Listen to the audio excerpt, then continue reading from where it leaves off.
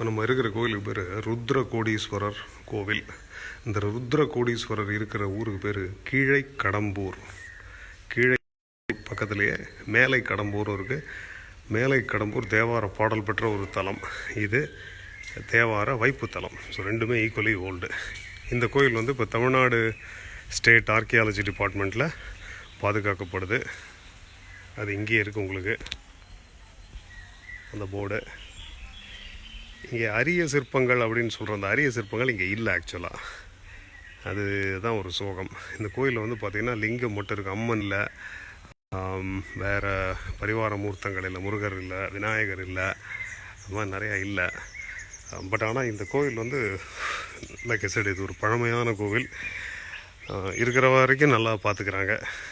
இந்த கோயிலில் பக்கத்துலேயே பார்த்தீங்கன்னாக்கா மேலை கடம்பூர் இருக்குது. அது தேவார பாடல் பெற்ற தலம். அது ரொம்ப அருமையான ஸ்தலம். அங்கே வந்து எங்கேயும் இல்லாத ஒரு 10 கைகள் உள்ள ஒரு தட்சிணாமூர்த்தி, ரிஷபாரூடர் இருக்கார். அவர் வந்து பிரதோஷத்தன்னைக்கு வர்றார். ரிஷபம் மேலே தாண்டவம் ஆடுற சிவபெருமான் இருக்கார். அவர் வந்து பிரதோஷத்துக்கு மட்டும் அவர் வெளியில் எடுப்பாங்க. அந்த கோயில் வந்து ரொம்ப ரொம்ப அருமையான கோவில். அது அந்த கோயிலுக்கு கட்டாயம் நீங்கள் போகணும். ஸோ அந்த அந்த மேலே கடம்பூருக்கு வந்தீங்கன்னா பக்கத்துலேயே இருக்கிற ஒரு 1 கிலோமீட்டரில் இருக்கிற இந்த கீழை கடம்பூரையும் நீங்கள் பார்க்க முடியும்.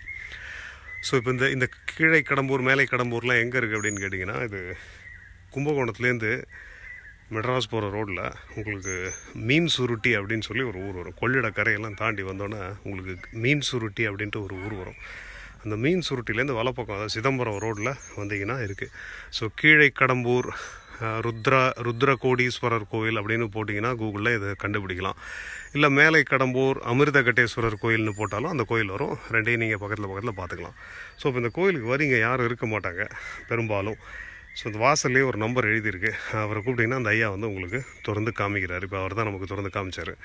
ஸோ இந்த கோவில் தேவார வைப்பு தலம். இதோட ஆக்சுவல் கதை என்ன அப்படிங்கிறது வந்து நான் படித்தேன், பட் ஆனால் ஞாபகம் இல்லை. அதை நான் எங்கேயாவது சேர்த்து விட்றேன் அதை. பட் த பாயிண்ட் இஸ், இது வந்து மிக மிக தொன்மையான ஒரு கோவில். இது சிதம்பரத்துலேருந்து ஒரு 34 கிலோமீட்டர் இருக்கும் இந்த இடம். அந்த இடத்துல இருக்கிறது தான் இந்த ருத்ர கோடீஸ்வரர். பக்கத்துலேயே இருக்கிறவர் மேலை கடம்பூர் அமிர்தகட்டேஸ்வரர்.